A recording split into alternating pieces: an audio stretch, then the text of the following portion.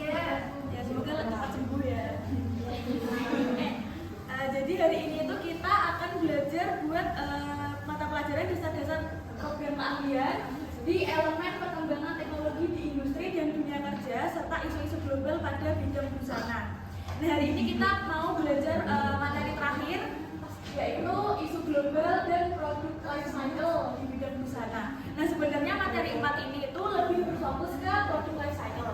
Nah, tapi sebelum masuk ke produk life cycle itu, kita sendiri tuh harus tahu mengenai isu global yang mungkin saja terjadi atau bahkan sudah terjadi saat ini. Yuk, next. Yang pertama, apa itu isu global? Isu global ini adalah tepatnya perubahan tren dari waktu ke waktu yang mempengaruhi perkembangan industri tata busana. Kemudian hal ini akhirnya memunculkan konsep fast fashion, ya, yang sekarang ini baru sering terjadi, yaitu fast fashion, sehingga menerapkan bentuk tren model dengan harga murah, mudah didapatkan dan diproduksi dalam jumlah yang besar. Nah, industri fast fashion saat ini merupakan salah satu isu global di bidang busana karena menimbulkan masalah baru. Karena itu tadi ya teman-teman, ya anak-anak kan fast fashion itu dia memproduksinya cepat dalam jumlah banyak, tetapi kan untuk konsumennya sendiri kita nggak bisa menghitung, ya mungkin ini kadang ada yang habis, kadang ada yang tidak, sehingga nanti menghasilkan banyak limbah. Atau mungkin bisa juga konsumen itu menjadi lebih konsumtif dan menyebabkan banyak produk mode yang akhirnya dibuang dan berakhir menjadi limbah yang tidak dapat diuraikan. Nah, untuk menanggulangi hal ini, sebenarnya itu pemerintah Indonesia itu sudah mengeluarkan peraturan tentang khususnya tentang konsep circular fashion, yaitu dari Menteri Lingkungan Hidup dan Kehutanan Republik Indonesia, yaitu Profesor Siti Nurbaya. Jadi circular fashion ini tidak hanya berfokus pada pengolahan limbah, tetapi juga pada pengolahan sumber daya. Jadi produksinya itu nggak lagi menggunakan bahan mentah dari alam, tetapi mendaur ulang material yang pernah diolah, sehingga apabila menjadi satu akan terjadi penghematan. Ini kita bisa masuk ke reduce, reuse, dan recycle. Next, nah, habis itu setelah ini kita masuk ke product life cycle atau siklus hidup produk. Nah, ini ya, siklus hidup produk itu setiap tahun pasti akan selalu ada tren fashion baru yang dijual dengan versi baru karena adanya perputaran siklus mode. Nah, ini tahap siklus hidup busana dari teori Kotler. Yang pertama yaitu perkenalan atau introduction. Periode pertumbuhan pada saat produk dikenalkan. Yang kedua ada pertumbuhan atau growth, yaitu ketika pasar sudah mulai menerima produk kita. Dan yang ketiga ada kedewasaan atau maturity, yaitu periode turunnya penjualan. Setelah tadi di yang pertumbuhan setelah pasar menerima kan pasti ada penurunan penjualan. Nah, next selanjutnya yaitu konsep product life cycle. Yang pertama ada reuse. Reuse ini menggunakan pakaian-pakaian yang sudah lama tidak terpakai, seperti yang pernah thrifting atau pre-love. Mungkin teman-teman di sini ada yang pernah thrifting atau pre-love, boleh angkat tangan. Ya, itu termasuk dalam kegiatan reuse. Selanjutnya ada recycle. Jadi recycle ini mendaur ulang pakaian-pakaian yang sudah tidak layak digunakan.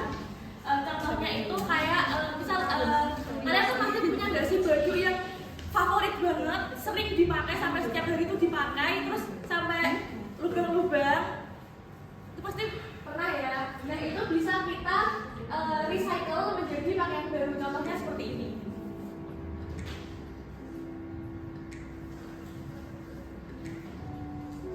Ini dari kemeja yang udah nggak terpakai.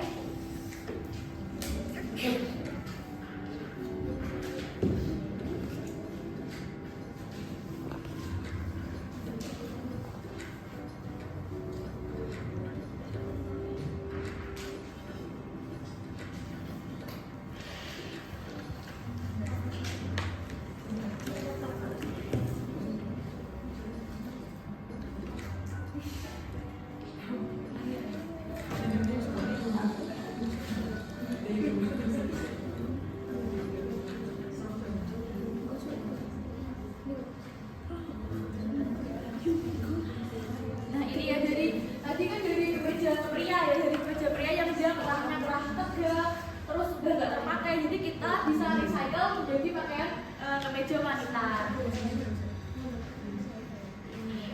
Terus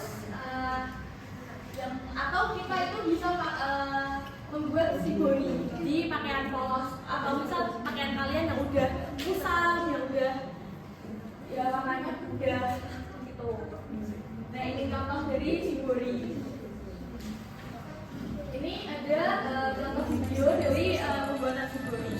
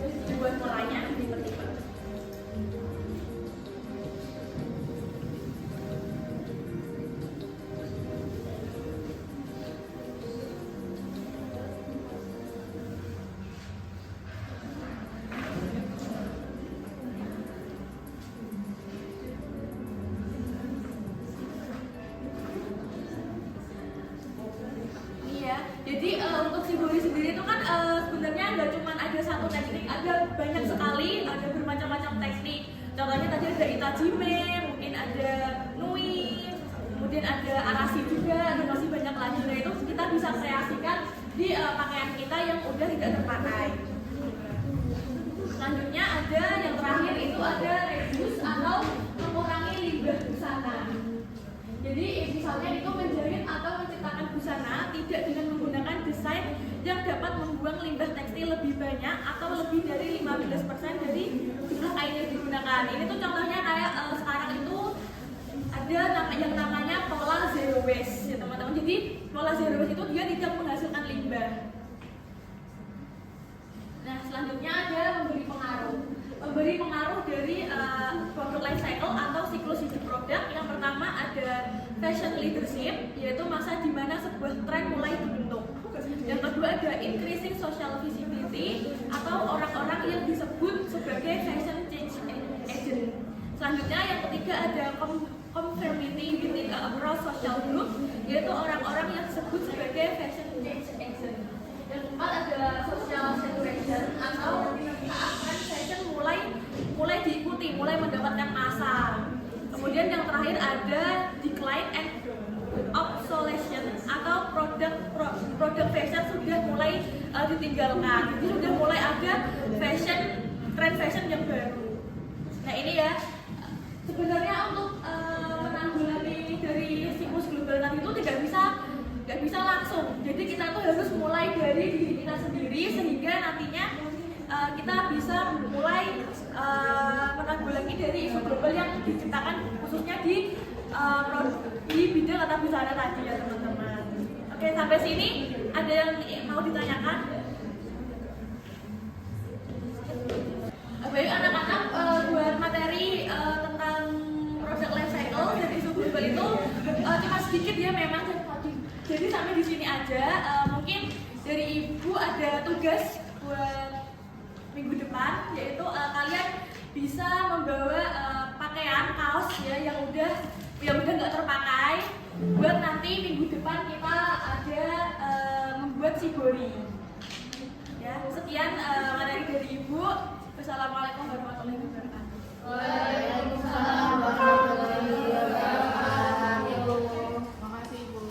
Oke, untuk materi tentang produk life cycle ini memang cuma sedikit, jadi ibu cukupkan sampai di sini.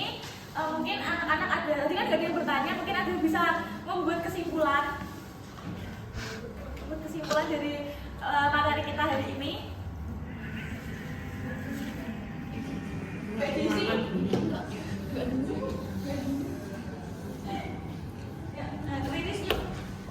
Jadi kesimpulannya itu hari ini tadi itu yang pertama itu sekarang kan banyak banget yang bikin produk busana, jadi ada tren fast fashion dan itu memperburuk lingkungan Bu.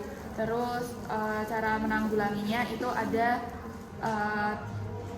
reuse atau thrifting, terus ada juga reduce.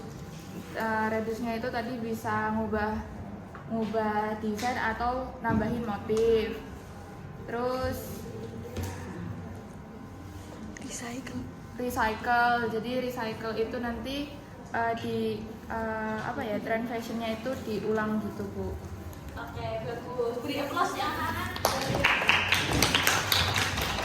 Ya, jadi kesimpulan dari Mbak Ira sudah benar ya. Untuk siklus hidup produk itu ada reduce, reuse, recycle.